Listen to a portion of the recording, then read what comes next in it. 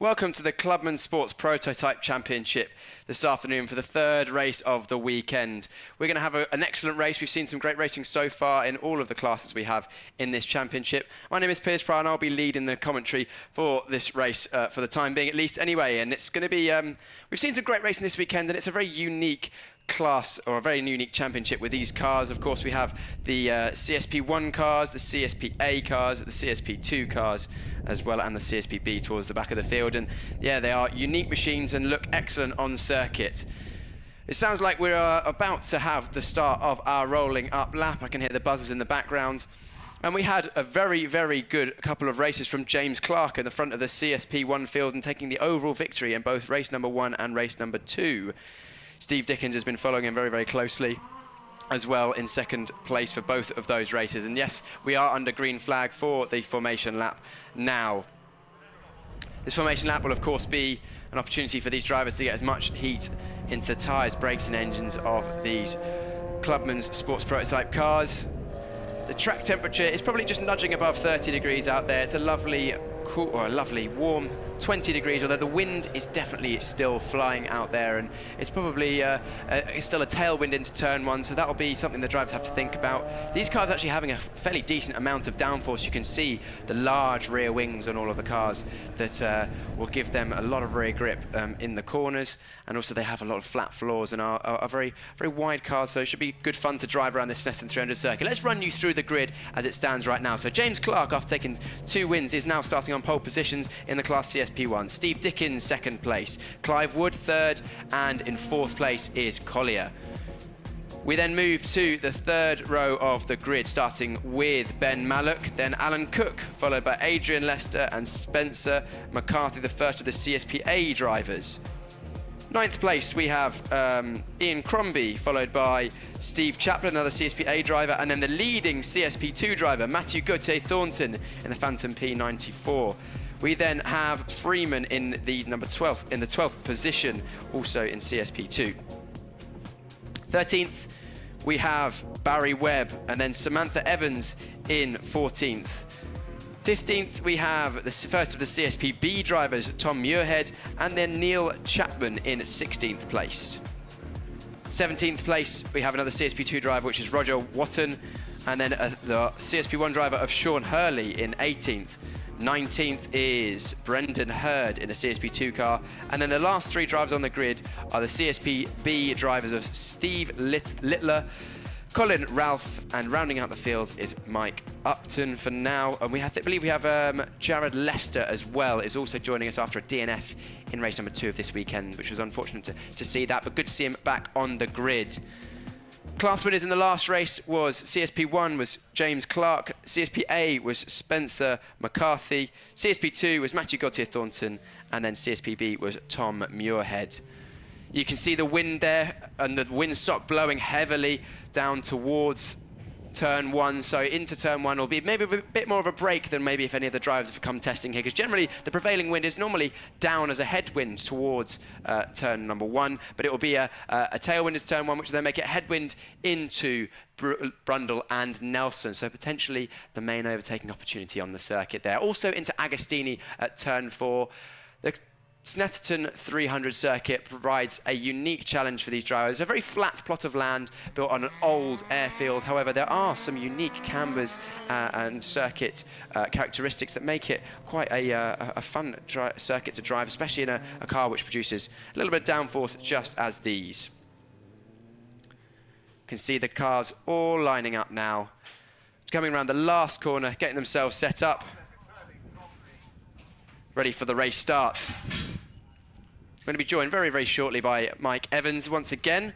Mike, great to have you once again. I'll let you sort yourself out before we get going. That's absolutely fine. But we've got some yellow flags. I believe someone is probably stalled on the grid, potentially waving their arms up and down in the air. I'm sure that car will be tended to before we go green. We might potentially get another green flag rolling lap before we go green, but we'll keep you updated with that. Mike, I believe you're all set up and ready to go. Yep. Thanks for coming and joining us in the comments box once again.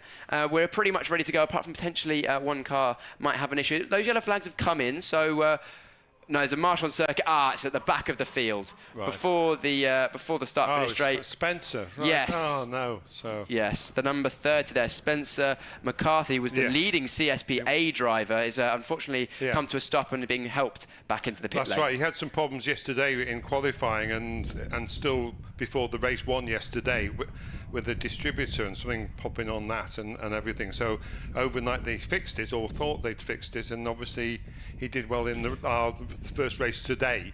Yes. But obviously, I guess the same gremlin has reappeared, unfortunately. Well, the same gremlin or a new one. That one has been reappeared. But because these cars, of course, they're brilliant cars to drive. They're excellent fun. One of my very good friends, Matthew Gauthier Thornton. Yes. He tells me about it all the time. Yeah, and he's but he says they're amazing to drive. But of course, they are.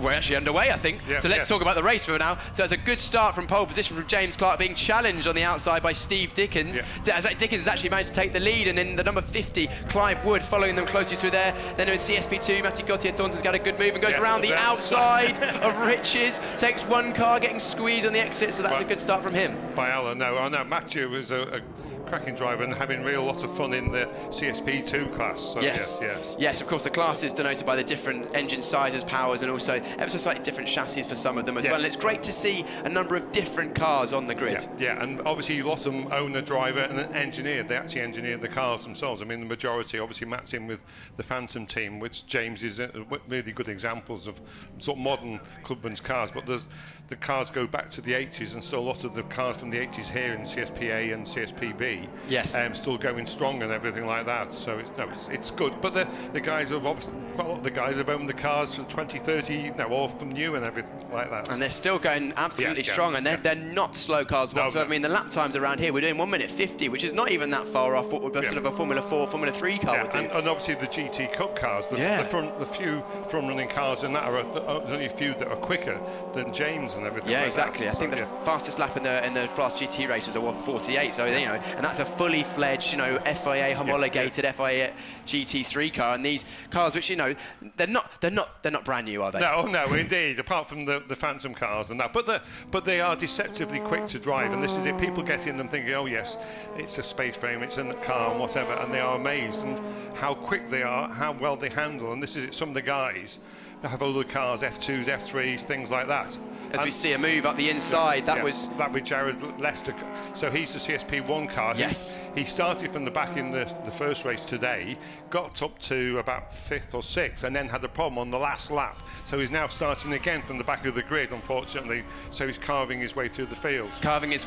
Indeed, he is doing, and he's doing it very well so far, making up quite a few positions on that first lap. But he'll do well to catch our leader and winner of race 1 and race 2, James Clark, who is already rumping away at the front of the field, pulling out a small gap already. Yes, indeed. So that's Steve Dickens keeping him in check for the moment.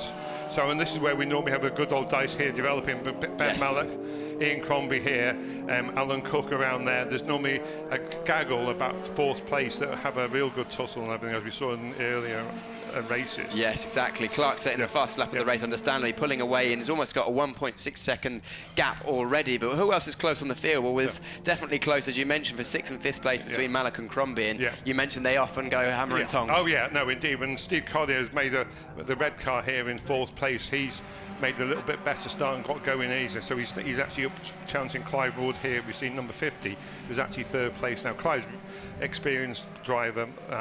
As I say, he's got an F2, F3, Formula 4 2000, but he says that the Clubmans car is the nicest one to drive, the nicest handling car and everything like that. Yes. So he has a lot of fun, and this is why we see him out so often. Yeah, very nimble cars as well, I hear from what they are, because as much as they have quite a large footprint, they're very, very low. Central gravity is extremely low, and they're very controllable. I've seen some of the onboards that Matthew has shown me, me and my friends, and he always tells us about how much he enjoys driving them and how well he enjoys smashing around. For example, I think the first round this season, one of the first rounds was Alton Park, wasn't it? No, that was last year where you had fun. Yes. Yeah. So he was first round meeting with Silverstone, and he had a bit of a torrid time this year. But then we were Anglesey 2 weeks ago, and which is an awesome circuit, although it's rather demanding. And I think a lot of cars and lots of drivers came away from there a little bit worse for wear. And this is it. We are down about 6 or 7 cars on the grid. but it's nice to see everybody out. And here's Ben Malek, who's a guy he's done a couple of seasons in CSP2, now bought a CSP1 car, and really going well and everything like that. So yeah, still a very healthy grid though. I mean, we've got over, what's that, 23 cars out there today, if all of them are running. I think there might be one driver who's actually not managed to make. Of course, that was the driver we saw didn't make it to the grid, McCarthy. Spencer McCarthy, yes. Yeah. So but we did actually. We had about 33 cars entered. We've lost a couple yesterday, but obviously quite a few actually sustained mechanical woes at Anglesey, so they're not out this weekend, but hopefully they'll be out at Donington in, I think it's about 6 weeks' time is our next round. Yes, and let's have a look down the field, and let's run you through the order as it stands now. So Clark is currently leading with a decent gap from Dickens in second place. The gap's about 2.5 seconds, but they're not too far behind is Wood, followed by Collier, Mallock, Crombie, Cook, Leicester, Leicester A and Leicester J, and then Matt Gauthier Thornton running up the top 10, and the leading current CSP2 car is Matthew. He's doing as well. So you've got Will Freeman, who's a newcomer, just started this season, son of Paul Freeman, who raced the Ardmore car for many years, 20-30 years probably, something like that. But Will's out in the car and doing really well, and his times are getting better and better. He's trying to get onto the shirt tails of Matthew, but he's not quite managed it so far this meeting. No, we're looking at the number 65 car. That is, of course, that is Crombie. So he's doing well to stay on the back of Mallock. And you mentioned that battle will probably continue to rage on. There's not much between them, and it's good to see that the gaps between all the cars, despite there being 3 or 4 classes, even though you've got a race in your own group, but there's also some racing in between groups. We're now looking back at the number 87. So that is Evans. Yeah, so that's my daughter, Samantha Evans. So she's challenging Barry Webb, who's been racing since the mid-70s. So my daughter's 24, so she got ahead of Barry in 2 of the races, but Barry has used his racecraft over all these years and got back past her before the last lap, or on the last lap and everything like that. So she's determined to try and get the better of Barry and everything like that. And we've got Neil Chapman just behind them. Potentially, anything that Barry doesn't know about racing a Clubman is probably not worth knowing. Indeed. Oh no, that's someone else. That is, we were mentioning a moment ago, probably commentator's curse. Ian Crombie has gone off at the entry of Coram. It's quite an early. He's gone off quite early in the corner there. Maybe he's dipped a wheel on the grass as he's turned in, but luckily, as far as we're aware by the looks of it, there's not been any contact with another driver or any wall, so he's done okay there. The guardrail is quite a way back there and everything like that, so quite a bit of room to do your own grass tracking and pirouetting and everything like that. So these cars, they're not particularly heavy, are they, either? Because as much as they look big, they're about, the lightest ones are around 450 kilos, 460. I mean, they're generally around the dry or wet weight. That's the wet weight. Yes. So and then you've got the driver in it. I mean, the driver as well. So not far above 550 kilos, which is not a lot considering the power they've got. That's right. So 200 brake horsepower, 180 brake horsepower at the wheels for the CSP1 cars, and So the power to weight is great. The handling, well, obviously we've got control hand coupe tyres and Avons from the classic cars, which the hand coupes are really good. So the performance of them, I mean, when you drive one, you soon realise what the G-force is like. Your neck is soon hurting when you're getting close to the limit and everything like that. Well, it quite literally is slicks and wings, isn't it? Really, despite it not being open wheel, or there's a couple of actual open wheel cars in Arden Circuit, but most of them are sort of like it's Clubman's prototypes. They're a prototype shape, but it is really slicks and wings racing, and you're not going to get much cornering speed, especially for the budget, and that's something that brings people to this championship, isn't it? Is the fact that it's very affordable club level racing at a very high speed, which is something that's really good, and it's a good club atmosphere as well. Indeed, it was excellent atmosphere, and obviously everybody helps each other out in true club racing. If anybody's got a problem there, people are diving in, helping out and everything like that, and then in the evenings we're all sociable, sat around having the barbecue and the drinks and everything like that. So great to see. It is good club racing, and it's great to see despite that it is club racing, and a lot of these people, they're not sort of quote unquote professionally run cars. Of course, they're professionally produced, and but they are very well run by amateurs, but they look and they're turned out so well. I mean, I'm loving the number 17 there, which is a sort of martini livery of that's Alan Cook. It looks really good, followed very, very closely by it's Jared Lester. Of course, and those cars, they stand out. They clearly the drivers and the preparation and the teams take a lot of pride in the way they turned out. Indeed. Lots of work goes on there, and obviously this one is the Mallet car, the one that Alan is driving. looked after by Charlie Malloch, where you've got Adrian and Jared Lester who do their own thing and everything, look after their own cars, and there's just the two of them with Ian, one of the lads, Ian Megson, helps them out at the weekends, but they all love tinkering in the garage together. And Adrian, the father, says it's just so nice to work with your son and pass on Adrian's knowledge to his son and everything like that about engineering and everything. Sounds like there's a lot of multi-generational racing. And that was the number 17 Cook going a little bit wide on the exit. Hamilton clearly pushing on hard, and he'll be able to see in his very small mirrors that that Leicester is pushing on hard and is going to look for any opportunity to get through. Yeah, no, there is a lot of multi-generational family there. You've obviously got Steve Dickens' father, Arthur, raced Clubmans for many years. Clive Wood, whose daughter Pippa Tanner Wood is normally out in the CSPB, but she's not here this weekend. So it goes on. I mean, obviously I've got my daughter Samantha Evans. You've got Will Freeman, the son of Paul Freeman. So no, there is a lot of people who've been involved for many, many years in Clubmans, and they've been brought up in Clubmans. As soon as they get to 18, 20, they want to have a go. So there they are. They take the seats off the parents. Here we go as a fight is raging on. The number 7 that we're looking at there is Dickens, who's actually under pressure from the number 50 of Wood. Yeah, so Clive said he tried a few new things on the car for this race, and it looks like they must be working there. Yep, ducking and diving left and right to try and find a way through, but not quite yet. Dickens doing well to fend off the attacks of Wood from behind, and the next opportunity really is going to be into Agostini, which has turned for after this quick left-hander. They're going to have to carry a lot of speed through the left-hander. It's all about getting the exits to get a move done, and he's going to be having a look up the inside. Probably not quite close enough this time, but I'm sure this battle will rage on down towards Brundle and Nelson, which will be a headwind down there today with the wind going up the main straight. It'll be a definitely overtaking opportunity once he's in the slipstream. Yeah, no, so Clive's challenging Steve well. Yes, no, really coming along. So. He is coming along nicely. At the front of the field, we have, of course, James Clark at the front, who is actually setting the fastest lap of the race so far, nearly a second clear of our second fast lap. When that last lap, he's actually going faster as well, has taken a purple first sector, a 35.514, almost a second faster than anyone else at the moment. So clearly very much in tune with that car at the front, but there's still places to be decided further down. We now see the number 46 car. I think that's a CSP2, isn't it? CSPB. CSPB, my mistake, yes. That's right. So that's Colin Ralph at the back. And Mike Upton there. Mike Upton, even in the CSPB. Yes. Those CSPB cars are, of course, for the pre-81 chassis, and they've got 1600cc Formula Ford X-Flow full race engines. Cross-flow engines. Oh, that's it. So the venerable Formula Ford engine is in those cars. So yes, of course. Yes. And there's a move around the outside for those CSP1 cars. Around the outside of Coram is a pretty daunting place to be once you're on the marbles. That's right, and you've got to trust the people you're overtaking there. So no, it's good to see them there, giving them space to get by and everything like that. Clive's challenge on Steve continues. Yes, we've got just over 3.5 minutes, or just under 3.5 minutes remaining, so a couple more laps. If someone was watching this at home and thinking, you know what, I fancy a bit of clubman racing as part of the Clubmans Sports Prototype Championship, what would be the easiest way to get involved? Yeah, well, no, it's obviously come along to the meeting, have a chat with the people there. I mean, we have a website, clubmans.org, where the information about the calendar, the cars, what Clubmans is about, is there. Any cars for sale are on there as well, so have a look there. There's cars for sale, and then have a chat with any of them, myself or Pete Richings, involved in the club, many years of experience. So interestingly, Samantha's dropped back from Barry, and we've got Neil Chapman here giving Barry a run for his money here. Absolutely, giving Barry a run for his money. This fight is going to continue on till the final corners of the race, I think. We've still got 2.5 minutes, so the leaders are now going through the middle sector. We're probably going to get 2 more laps after this one, so still plenty of racing to happen. Oh no, that's Matthew Gauthier Thornton, I believe. No. He's stopping and slowing from the lead of the CSP2 race on the back straight. Poor Matthew. Hopefully he can just roll into the runoff area at the end of the straight so we can continue racing until the end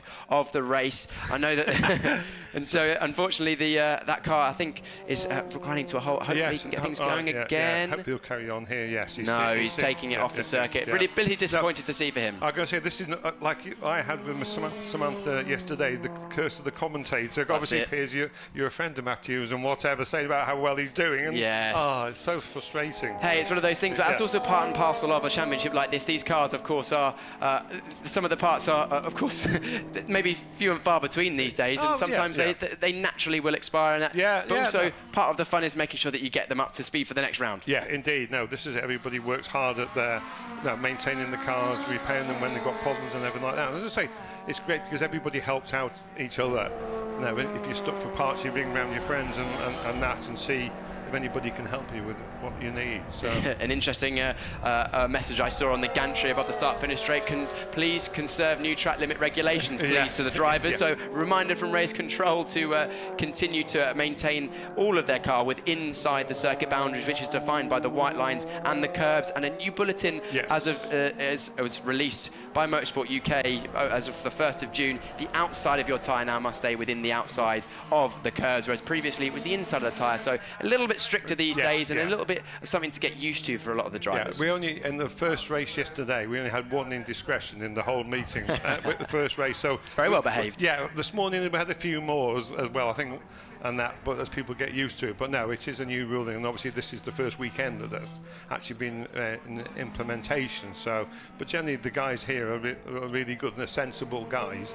No, they're having to maintain the cars, look after the cars themselves. So they normally well behaved and Terry Scandal, our clerk of the course, is always impressed by our meetings and everything like that. Yes, that fight for second place is definitely still going on. Steve and Clive here. Yeah, Steve Dickens is under pressure still from Clive Wood, and that gap is not extending out. That's the number 67 we're looking at now as well. James Clark off into the so this is going around corner, I think, on his last lap. Yeah, this will be the last lap. There's now the clock has ticked to 0, so the checker flag will be shown this time for a third victory of the weekend. A dominant race weekend for James Clark in the front of the field, taking CSP1 victory once again, and of course overall victory in this part of the fastest class. He'll be very, very happy with that, and very good for the Phantom team as well. So a pump in the air, well done to him, and closely followed by that fight that's been going on between Steve Dickens and Clive. But let's see who comes over the line in first place. It looks like the number 7, so that is Steve Dickens taking a second place, and Clive Wood coming home for a third place. In fourth place, the number 34 there as well. No, that's actually a laps vehicle. Yeah, the lap one. We should have Sean Hurley. Yeah, we should have Steve Collier coming over in fourth place. Collier will be shortly joining the rest of the group. But no, a good race. It was some fighting up and down the field in the different classes as well. That's the number 89 coming over the line. That's Brendan Hurd. Yes. So Brendan in the CSPB class. And then more drivers. Just finishing off the race. Steve Little, number 56 in the CSPB. Yeah. Steve Collier there with Jared Lester on his tail, and Alan Cook and Ben Mallock. Yes, that battle was going on. Side by side there over the finish line. Yes, almost side by side. They were separated by just over 1.5 tenths of a second. So a very, very close finish between those two. And I'm sure that battle will rage on at the subsequent rounds of the championship as well. Indeed. No, our next meeting is at Donington in about 6 weeks' time. So hopefully we have some of the more cars back out there, people after the problems at Anglesey and everything like that this weekend. So at least now we've got quite a few weeks to get the cars sorted before that. Might even have the grid nearing 30 drivers. Yeah, against Steve Chaplin getting CSPA, and then Will Freeman here winning CSP2. There we go. Double. He's delighted. Look at what it means to him there. The double fists over the line. I mean, this is only his third race meeting. Oh, fair play. Absolutely fair play. So really great to see him going well and everything like that. Obviously, Paul Matthew was problems that actually gave him that position. So we see Barry Webb here, been racing since the mid-70s, so coming up and getting second in class. Yes, a good job to get second in class from him. So, and then we've got Neil Chapman and Samantha in the background, the pair of them. So Neil will be delighted there, getting the better of Samantha and getting third in class. So yes, excellent. And then we've got Tom Muirhead here, winning in CSPB. So again, he's done the dominance, won every round this weekend. Excellent drive from him once again. So just provisionally, we'll run through the provisional leaders in each class. So of course, that is James Clark, won in CSP1. CSP2 was, of course, as we saw a moment ago, I believe that was Freeman, wasn't it? Will Freeman? Yes. Will Freeman was clearly happy with that. We then had CSPB, which was Tom Muirhead, and then of course the final class CSPA, which looks like it was Chaplin. Yeah, Steve Chaplin won. Steve Chaplin won that one. Yes. So there we go. We're looking at our overall winner, which was Clark, with the fastest lap time of 1:53.0, a very, very fast circuit of the Snetterton 300 track. And we'll run you through the provisional results of the whole grid in just a moment. So let's have a look and see where everyone came. Thank you very much, Mike, for joining us in the comments box once again. But we had, of course, Clark from Dickens, Wood, Collier, Lester, Jay, of course, then Mallock, Cook, Lester, Chaplin and Freeman was the top 10.